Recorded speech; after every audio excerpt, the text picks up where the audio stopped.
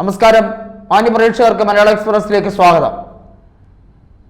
തനി ഗുണ്ടായിസം കാട്ടിക്കൂട്ടുന്ന ഒരു സംഘപരിവാർ രാഷ്ട്രീയക്കാരനായി അധപ്പതിച്ചിരിക്കുകയാണ് സംസ്ഥാനത്തെ ഗവർണർ എന്ന് തന്നെ കൃത്യമായി പറയാം. അതുകൊണ്ടാണല്ലോ കാലിക്കറ്റിൽ പ്രത്യേകമായ സെനറ്റ് യോഗം ഉൾപ്പെടെയുള്ള കാര്യങ്ങൾ കൂടുന്നതുമായി ബന്ധപ്പെട്ട കാര്യങ്ങൾ നടക്കുന്നതും ഈ ഗവർണറുടെ ഭരണവിരുദ്ധതയ്ക്കെതിരെ അല്ലെങ്കിൽ പോർട്ട്ഫോളിയോ ലംഘിച്ചുകൊണ്ട് ഗവർണർ ഇവിടെ നടത്തുന്ന പ്രവർത്തനങ്ങൾക്കെതിരെ രാഷ്ട്രപതിക്ക് സംസ്ഥാന ഗവൺമെന്റ് കത്തയക്കുന്നതുമായി ബന്ധപ്പെട്ട വിഷയം വന്നിരിക്കുന്നത്. കാരണം എന്താണ്?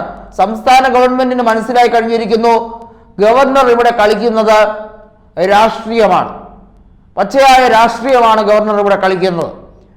രാജ്ഭവനിൽ എക്സിക്യൂട്ടീവ് ഹെഡായി ഇരിക്കേണ്ട ഒരു വ്യക്തി ഇവിടെ വന്ന് ലെജിസ്ലേച്ചറിനെ അല്ലെങ്കിൽ ലെജിസ്ലേറ്റീവിനെ ചൊറിയേണ്ട കാര്യമില്ല. യൂണിയൻ ലെജിസ്ലേച്ചറും യൂണിയൻ എക്സിക്യൂട്ടീവ് രണ്ടാണ്. യൂണിയൻ എക്സിക്യൂട്ടീവിന്റെ ഹെഡ് പ്രസിഡന്റാണ്. രാഷ്ട്രപതി ഭവനാണ് അതിന്റെ ആസ്ഥാനം. രാജ്ഭവൻ എന്ന് പറയുന്നത് ഈ എല്ലാ ഗവർണർമാരുടെയും ഉത്തരവാദിത്തം നേരെ രാഷ്ട്രപതിയിലേക്കാണ്.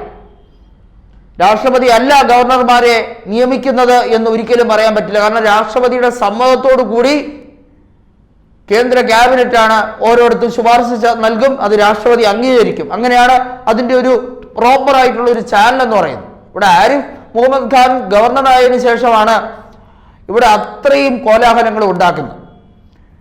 സപ്പോസ് നമ്മൾ ഒരു ഹൈപ്പോത്തറ്റിക് ചോദ്യം പറയുകയാണ്, ഈ നാട് BJP ആയിരുന്നു ഭരിച്ചിരുന്നെങ്കിൽ ഇവിടെ ഗവർണറും ഇവിടുത്തെ സർക്കാർ തമ്മിൽ എന്തെങ്കിലും പ്രശ്നം ഉണ്ടാവുമായിരുന്നോ എന്ന് പലരും ചോദിക്കുന്നുണ്ട്. അല്ലെങ്കിൽ കോൺഗ്രസ് ആയിരുന്നു ഭരിച്ചിരുന്നെങ്കിൽ ഈ നാട്ടിൽ എന്തെങ്കിലും പ്രശ്നം ഉണ്ടാവുമായിരുന്നോ? പ്രശ്നം ഉണ്ടാകില്ല എന്ന് മാത്രമല്ല, കൊടിയ അഴിമതിയും സ്വജനപക്ഷപാതവും നടത്തിയാലും ഗവർണർ കമാന്നൊരു അക്ഷരം മിണ്ടത്തില്ല. കാരണം അവരുടെ ആളല്ലേ എന്നുള്ള രീതിയിലേക്ക് വരും. പക്ഷെ ഇതല്ലല്ലോ. കേരളത്തിലെ ജനത ഇഷ്ടപ്പെട്ട് സ്വീകരിച്ചത് സംസ്ഥാനം ഭരിക്കാൻ കൊടുത്തിരിക്കുന്ന ഇടതുപക്ഷത്തിന്റെ കയ്യിലാണ്. അത് ഗവർണർക്ക് ഇഷ്ടപ്പെടുന്നില്ല. നിങ്ങൾക്ക് ഇഷ്ടപ്പെട്ടില്ലെങ്കിൽ നിങ്ങൾ അവിടെ മര്യാദയ്ക്ക് രാജ്ഭവനിലേക്ക് ഇരിക്കണം. അല്ലാതെ ഇവിടെ നടക്കുന്ന ഭരണത്തിനെയും മുഖ്യമന്ത്രിയും ഒക്കെ എതിർത്ത് സംസാരിക്കാൻ നിങ്ങൾ ആരാണ്? നിങ്ങൾ നിങ്ങളുടെ ഡ്യൂട്ടി ചെയ്യൂ. നിങ്ങൾ ഗവർണറായിരിക്കുന്നത് ഇവിടുത്തെ സംസ്ഥാന യൂണിവേഴ്സിറ്റിയുടെ ചാൻസലർ പദവി എന്ന് പറയുന്നത് വെറും ഒരു പദവി മാത്രമാണ്. അതിനകത്ത് കയറി കൂടുതൽ മാന്താനൊന്നും നിങ്ങൾ നോക്കേണ്ട കാര്യമില്ല. അതിനുള്ള അർഹതയുമില്ല. അത് മനസ്സിലാക്കി പ്രവർത്തിക്കാൻ പോലും കഴിയുന്നില്ലെങ്കിൽ നിങ്ങൾ രാജിവെച്ച് പോകും. വീണ്ടും കാൺപൂരിലേക്കോ അല്ലെങ്കിൽ UP-യിലെ മറ്റെവിടെയെങ്കിലേക്കും തിരിച്ചു പോകുന്നതായിരിക്കും നല്ലത് എന്ന് കേരളത്തിലെ SFI-ക്കാർ പറയുന്നതിൽ എന്തെങ്കിലും തെറ്റുണ്ടോ? അതിനുശേഷം your dal will not be boiled here എന്നൊക്കെ പറഞ്ഞ് തൃശ്ശൂർ കേരളവർമ്മ കോളേജില് ഇംഗ്ലീഷ് എഴുതിയപ്പോൾ ഇംഗ്ലീഷ് എഴുതാൻ അറിഞ്ഞുകൂടാ എന്ന് പറഞ്ഞ് അഡ്വക്കേറ്റ് S ജയശങ്കർ CPIM-ന്റെ പോഷക സംഘടനയായ SFI-യെ കളിയാക്കുന്നുണ്ട്.